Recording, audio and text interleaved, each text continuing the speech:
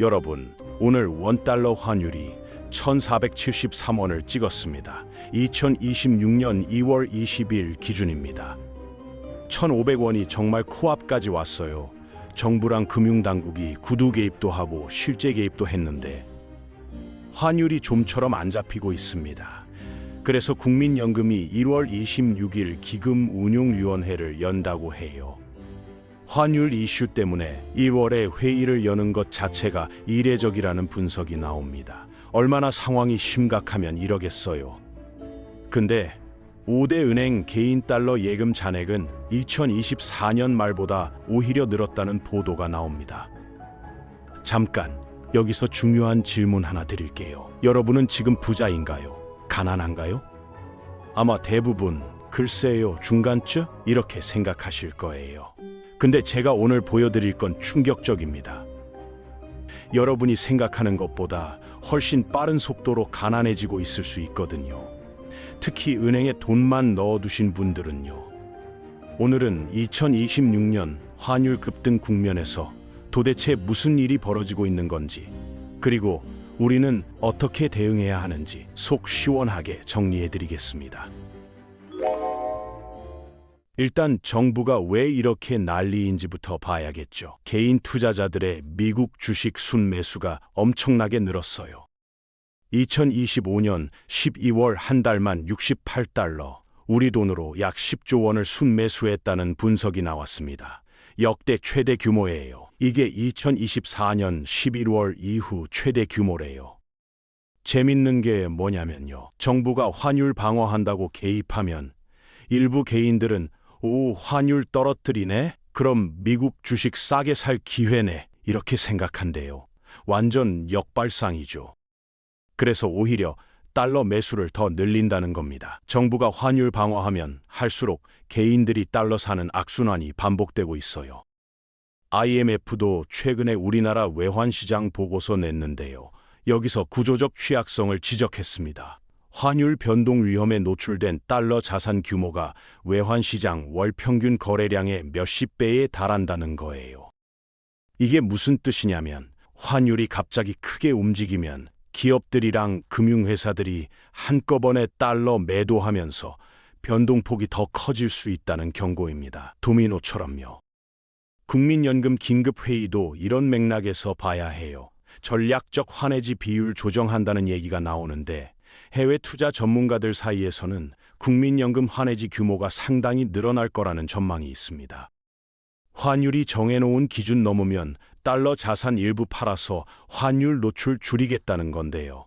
이게 실행되면 시장에 달러 공급이 늘어나서 환율 낮추는 효과를 기대할 수 있겠죠. 근데 일각에서는 이렇게 얘기해요. 국민연금이 거시 정책 수단으로 쓰이는 거 아니냐. 기금 운영 독립성 원칙이랑 충돌하는 거 아니냐. 국민연금 본래 목적이 가입자 노후 소득 보장인데 환율 안정화 때문에 투자 전략 바꾸는 게 맞냐는 논란이 있습니다.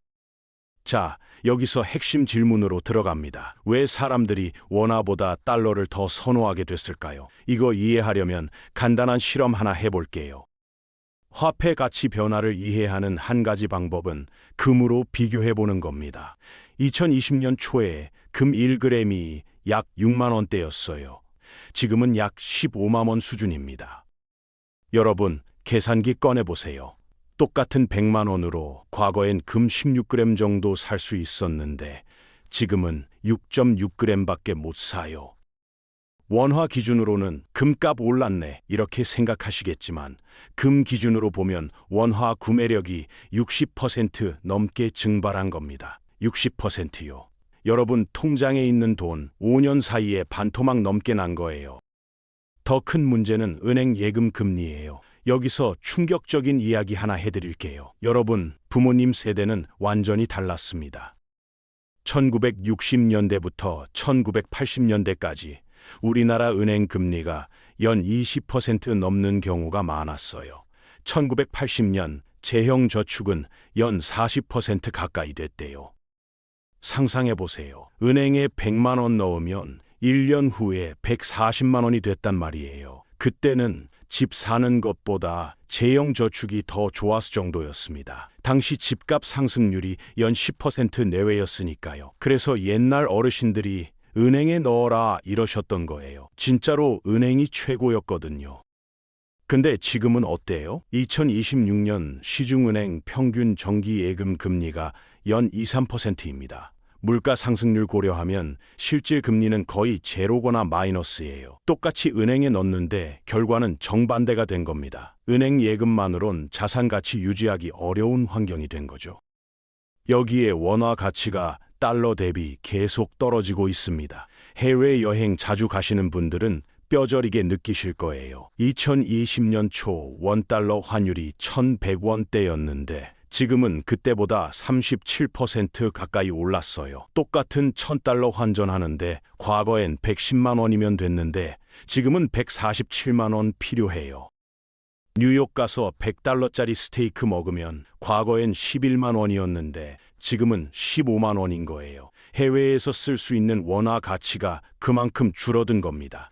우리가 글로벌 기준으로는 점점 가난해지고 있어요. 자, 그럼 여기서 궁금하시죠? 2020년대 초반 인플레이션을 왜 전문가들 99%가 예측 못했을까? 연준 의장까지 인플레이션은 일시적이다 이러면서 완전히 틀렸잖아요. 이유가 뭘까요? 답은 딱 하나입니다. 지난 40년이 너무 특수한 시기였거든요. 1980년대부터 2020년대 초반까지 세계 경제는 급속한 세계화를 경험했어요. 중국, 베트남 같은 인구 대국들이 글로벌 생산 네트워크에 편입되면서 노동 공급이 폭발적으로 늘었습니다. 숫자로 볼게요. 베트남 1인당 GDP가 2020년 기준 약 3,500달러, 우리 돈으로 410만 원 정도였는데 미국은 6만 3천 달러, 우리 돈으로 7,400만 원이었거든요. 18배 차이입니다. 18배요. 미국 기업 입장에선 베트남에 공장 지으면 인건비가 18분의 1 토막이 되는 거예요. 그래서 이 시기 동안 각국 중앙은행들이 돈 엄청 찍었는데도 물가는 안정적이었어요. 왜? 인건비 하락 효과가 통화량 증가 효과를 완전히 상쇄했으니까요. 돈은 10배 찍어도 인건비가 18분의 1 토막이면 물가가 오를 수가 없었던 거예요. 이런 경험이 40년간 지속되면서 전문가들이 완전히 착각하게 됐죠. 근데 2020년대 들어서 게임의 룰이 바뀌기 시작했습니다. 미중 갈등, 공급망 재편, 팬데믹 등으로 세계화가 둔화되거나 일부 역전되는 현상이 나타났어요. 미국 정부가 첨단 산업 자국 생산을 강조하기 시작했고 많은 기업들이 높은 인건비에도 불구하고 미국이나 우호국에 공장 짓고 있습니다. 삼성전자가 미국 텍사스에 반도체 공장 짓는 거 아시죠? 베트남 공장보다 인건비가 몇 배에서 몇십 배 높은데도 지어야 해요. 트럼프가 안 지으면 혼내준다 이러니까요. 이런 구조적 변화는 장기적으로 제품 가격 상승 압력으로 작용할 수밖에 없습니다. 물론 기술 발전, 생산성 향상 같은 물가 낮추는 요인들도 여전히 작동하고 있어요. 다만 확실한 건 과거 40년과는 완전히 다른 세상이 왔다는 겁니다. 여기에 각국 재정 상황도 과거와 다릅니다. 미국, 프랑스, 영국 같은 주요 선진국들의 GDP 대비 정부 부채 비율이 1970년대 40%에서 2020년대엔 100% 넘어섰어요. 2배 넘게 늘어난 거죠. 재밌는 게 뭐냐면 이거 역사적으로 계속 반복됐던 패턴이에요. 로마 제국 시대에도 정부가 재정 문제 해결하려고 은화 순도 낮춰서 화폐 더 많이 발행했어요. 은화에 불순물 99% 섞어서 100배 찍어낸 겁니다. 현대엔 중앙은행 양적 완화가 유사한 역할을 한다는 분석이 있고요. 자, 여기서 퀴즈 하나 낼게요. 한국 자산 가격 실제로 얼마나 올랐을까요? 원화 기준으로 보면 서울 강남 아파트 가격이 2022년 2월 대비 약 120% 올랐습니다. 오, 그래도 올랐네. 이렇게 생각하실 거예요. 근데 같은 기간 원달러 환율은 약 25% 올랐어요. 눈치채셨나요? 달러로 환산하면 완전히 다른 그림이 나옵니다. 계산해 볼게요. 2022년 1월 10억 원짜리 강남 아파트가 약 85달러였습니다. 2026년 1월 같은 아파트가 12억 원 됐다면 원화론 20% 올랐지만 달러론 약 82만 달러예요. 오히려 떨어진 겁니다. 원화 가치 하락이 자산 가격 상승을 완전히 상쇄해버린 거죠. 지방 도시는 더 충격적입니다. 원화 기준으로도 가격 하락한 지역 많은데 여기에 환율 효과까지 고려하면 달러 기준 자산 가치 하락폭은 30에서 50%가 넘는 곳도 있어요. 잠깐, 이거 알고 계셨어요? 이게 일본이 1990년대 이후 겪은 현상이랑 똑같다는 거. 일본 사람들 중에서 엔화만 갖고 있던 사람들은 엄청 가난해진 거거든요. 2010년대 초반 1달러당 80엔이었던 환율이 2020년대 중반 150엔 넘으면서 엔화 자산의 달러 가치는 거의 절반 수준으로 떨어졌습니다. 일본하고 우리나라하고 순자산을 비교해보면 우리나라 사람들이 일본 사람들보다 2천만 원 더 많거든요.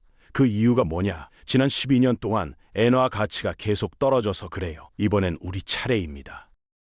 그럼 통화량은 어떻게 됐을까요? 여기서 진짜 충격적인 숫자 나옵니다. 2022년 1월부터 2025년 말까지 미국 ME 증가율이 연평균 약 3~4% 수준이었어요. 미국 연준이 인플레이션 잡으려고 상당히 긴축적인 통화 정책 펼쳤거든요. 같은 기간 한국 ME 증가율은 어땠냐? 한국은행 통계 보면 연평균 약 7에서 8% 수준으로 미국보다 빠르게 증가했습니다. 속도를 비교하면 거의 2배 차이예요. 달러는 정말 전 세계에서 가장 신뢰할 수 있는 통화인데 그것보다 우리가 2배 빠른 속도로 찍어내면 어떻게 되겠어요? 당연히 원화 가치가 떨어질 수밖에 없는 거죠. 자, 여기까지 듣고 이렇게 생각하시는 분들 계실 거예요. 그래도 미국 연준이 금리 내리고 통화량 늘리면 달러 가치 하락해서 우리 환율 안정되는 거 아니야? 현 연준 의장 임기가 2026년 5월 종료 예정이고 새 의장이 더 완화적인 정책 펼칠 거란 전망도 있습니다. 희망적인 시나리오죠. 근데 제가 확신하는 게 하나 있어요. 지금까지도 우리나라가 훨씬 더 빠른 속도로 돈을 풀었는데 과연 내년에도 연준보다 늦게 돈을 풀 거냐? 저는 내년에도 우리나라가 더 빠른 속도로 풀 가능성이 높다고 봅니다. 왜냐하면 우리는 아직 경기 부양 압력이 크거든요. 여기서 정말 중요한 구조적 요인 하나 더 말씀드릴게요. 이거 모르시면 앞으로 5에서 10년 완전히 잘못된 판단 내리실 수 있어요. 바로 인구 구조 변화입니다. 미국, 유럽, 일본 베이비붐 세대는 1946년부터 1964년 사이 태어났어요. 가장 젊은 베이비부머도 2026년 현재 만 61세입니다. 대부분 은퇴했거나 은퇴 앞두고 있어요. 사람들은 일반적으로 40대, 50대 때 소득이 가장 높고 저축도 많이 합니다. 은행 입장에선 예금 많이 들어오는 시기죠. 배추 공급이 늘어나면 배추값이 떨어지잖아요. 돈도 똑같습니다. 돈 공급 늘어나면 돈값, 즉 금리가 낮아지는 거예요. 근데 베이비 부머 은퇴하면서 게임의 룰이 바뀌고 있습니다.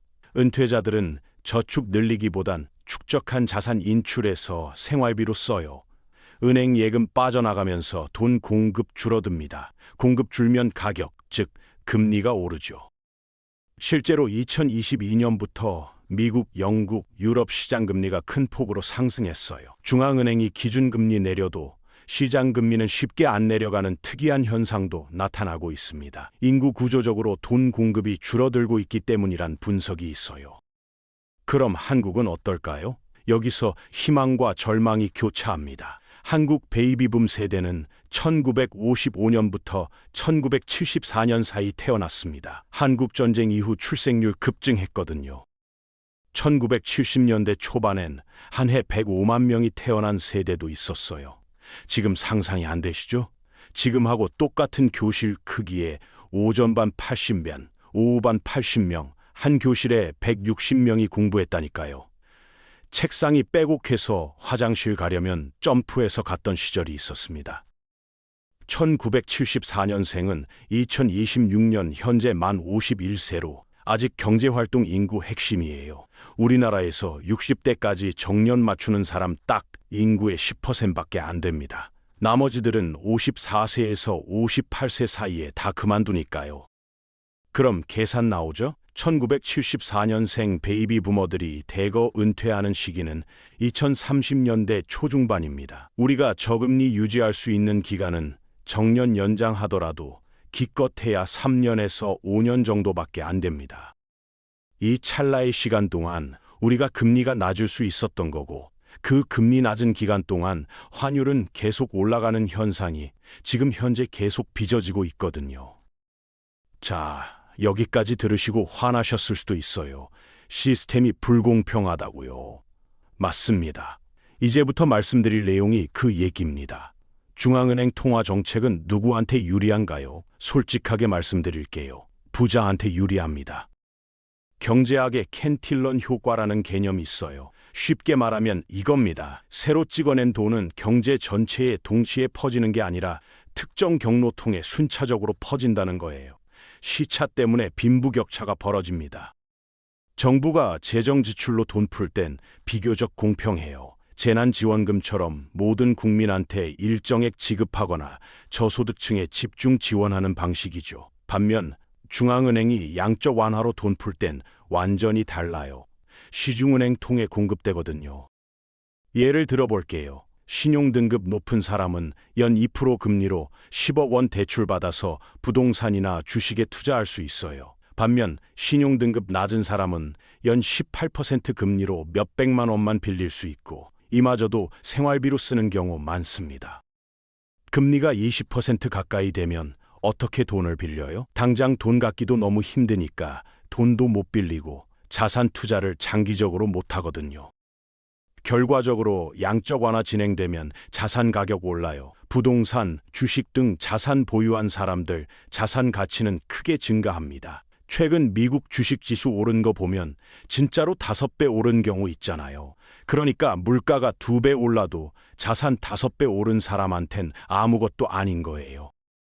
하지만 자산 보유 못한 사람들은 임금 상승률이 자산 가격 상승률 못 따라가서 상대적으로 가난해지는 느낌 받게 돼요. 물론 이게 양적 완화 자체가 나쁘다는 의미는 아니에요. 경기 침체기에 양적 완화는 경제 살리는 중요한 정책 수단입니다. 다만 그 효과가 모든 계층에 균등하게 돌아가진 않는다는 점 이해할 필요 있어요.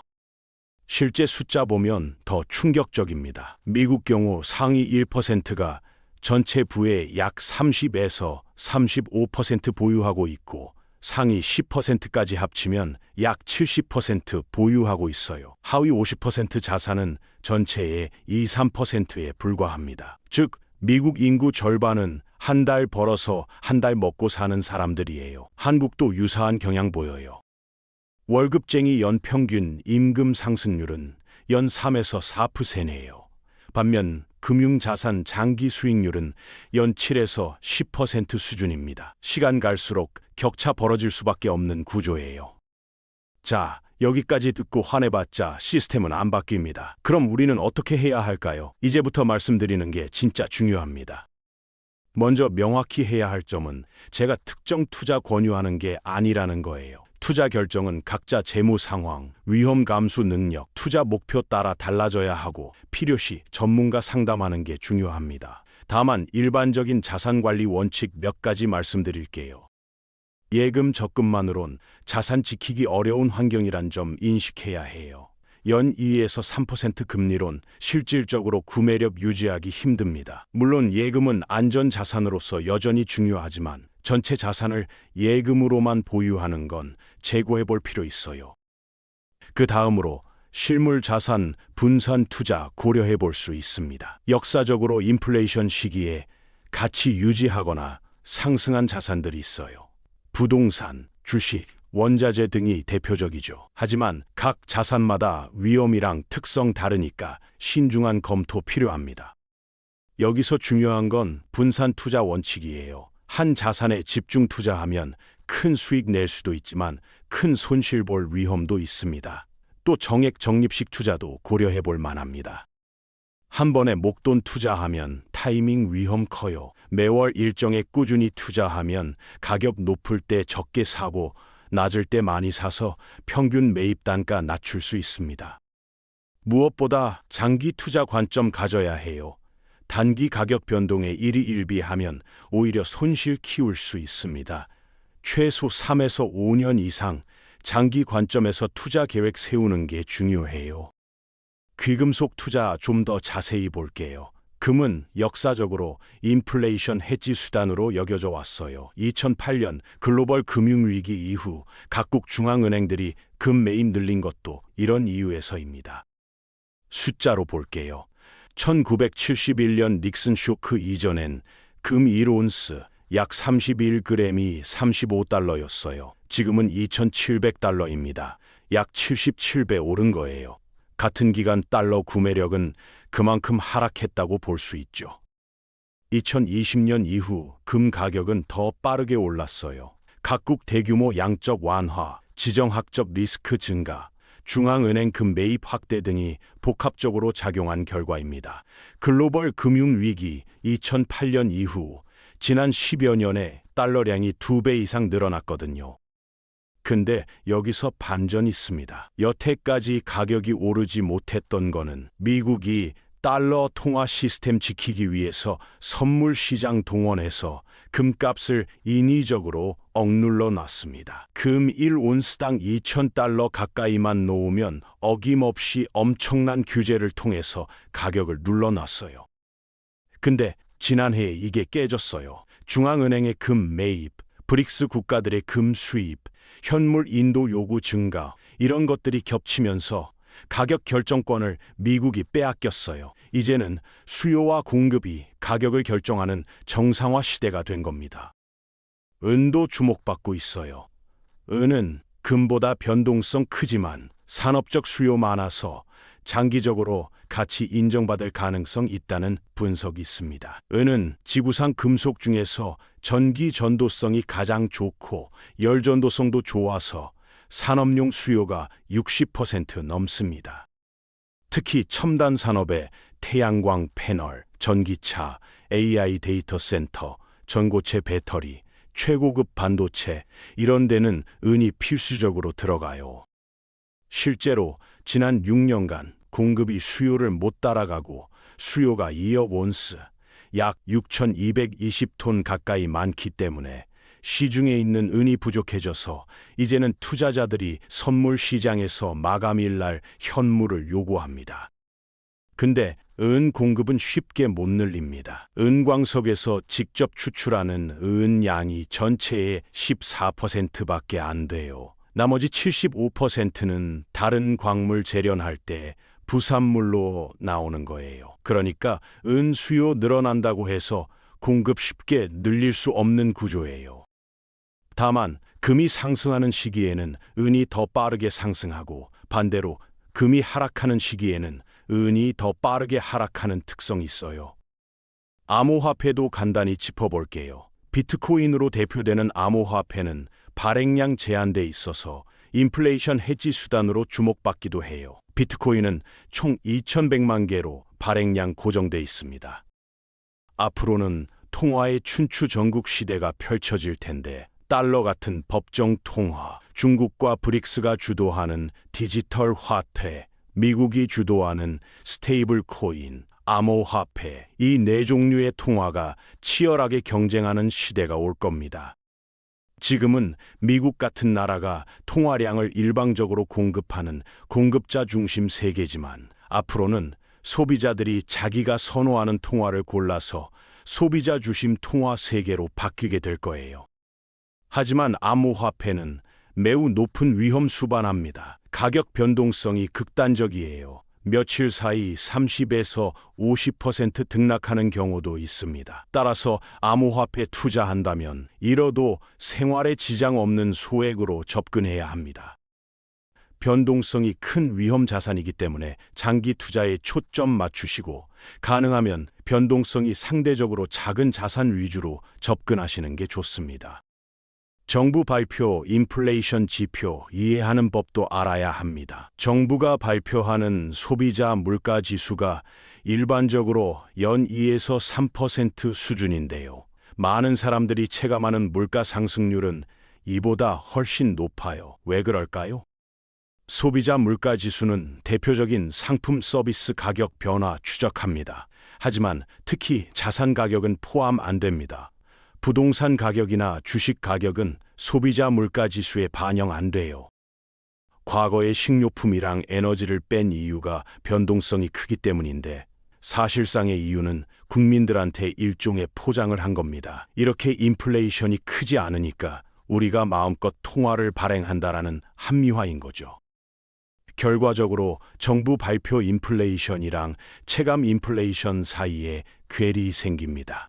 집값 50% 올라도 주식 2배 올라도 소비자 물가 지수엔 반영 안 돼요. 글로벌 금융위기 동안에 단기간에 집값이 75% 올랐고 팬데믹 이후 집값 상승도 50% 이상 올랐어요. 그런 것들은 우리가 얘기하는 인플레이션에 전혀 들어가 있지 않거든요. 1998년 IMF 위기랑 2008년 글로벌 금융위기에서 배우는 교훈도 있습니다. 큰 경제 위기 때마다 기업 순위랑 개인 경제적 지위가 완전히 재편돼요. 1998년 IMF 위기 때 많은 대기업 무너지고 새 기업들 부상했습니다. 2008년 금융위기 때도 리먼 브라더스 같은 거대 금융사 파산하고 애플, 아마존 같은 기업이 새 강자로 떠올랐어요. 개인도 똑같아요. 위기 때 자산 잃은 사람도 많지만 오히려 자산 크게 늘린 사람도 있습니다. 차이는 뭐였을까요? 현금을 보유하고 있었다는 점이 중요해요. 위기 때 자산 가격 폭락하면 현금 가진 사람은 저렴하게 우량 자산 살 수 있습니다. 또 과도한 빚을 지지 않았어요. 위기 때 빚 많으면 강제 청산당하거나 파산할 수 있거든요. 분산 투자도 중요했습니다. 한 자산에만 집중 안 해서 일부 자산 폭락해도 전체 자산은 지킬 수 있었죠. 지각 변동이 일어날 때 추격과 역전이 가장 활발하게 일어나거든요. 공룡 시대에 공룡이 지배하고 있었고 포유류가 역전 못했죠. 근데 지구 환경이 엄청나게 변하니까 역전이 됐습니다. 지금 굉장히 빠른 속도로 모든 변수들이 변하고 있죠. 자산 가격이 자고 나면 막 5%씩 올랐다가 10%씩 떨어졌다가 다시 10% 오르고 이런 변동성이 일어났습니다. 바로 공룡에서 포유류로 바뀔 때 그때처럼 지금 지각 변동이 일어났거든요.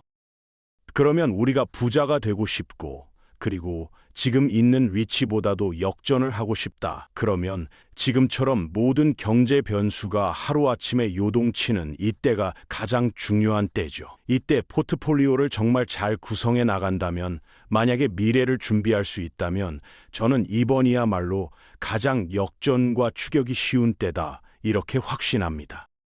마무리하겠습니다. 2026년 원화 환율 급등은 단순한 일시적 현상이 아니라 여러 구조적 요인이 복합적으로 작용한 결과예요. 세계화, 둔화, 각국 높은 부채, 인구 구조 변화, 통화량 증가율 차이 등이 모두 영향 미치고 있습니다.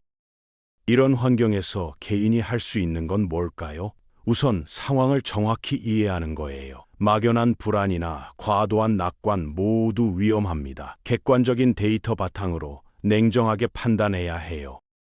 그 다음으로 자신의 재무 상태를 점검해야 합니다. 자산 부채, 수입 지출, 위험 감수 능력 등을 정확히 파악해야 해요. 또 장기적 관점에서 계획을 세우는 게 중요합니다. 단기 시세 차익 노리기보단 5년, 10년 후를 내다보고 준비해야 해요. 필요하다면 전문가 도움을 받는 것도 방법입니다. 재무 설계사, 세무사 등 전문가와 상담하면 더 나은 결정 내릴 수 있어요. 그리고 지속적으로 공부하는 게 중요해요. 경제 금융에 대한 기본적인 이해 있어야 현명한 판단 내릴 수 있습니다. 변동성 큰 시기는 위기이기도 하지만 기회이기도 합니다. 어떤 결과 만들지는 각자 준비와 선택에 달려 있어요. 원칙 지키고 장기적 관점 유지하며 자신 상황에 맞는 전략 실행하는 게 중요합니다. 경제 환경은 계속 변합니다. 과거 성공 방식이 미래에도 통할 거란 보장은 없어요. 하지만 기본 원칙은 변하지 않습니다. 분산 투자, 장기 투자, 위험 관리, 지속적 학습, 이런 원칙 지키면서 자신만의 길 찾아가야 합니다. 마지막으로 하나만 더 말씀드릴게요. 2030년대 중반, 한국도 금리 급등 올 겁니다. 그때까지 남은 시간 3년에서 5년, 이 찰나의 골든타임이에요. 이 영상 보신 여러분은 이미 출발선에 섰습니다. 시작이 반이에요. 지금 당장 여러분의 포트폴리오 점검해 보시고 앞으로 다가올 변화에 대비하세요. 여러분의 성공적인 자산 관리를 진심으로 응원합니다.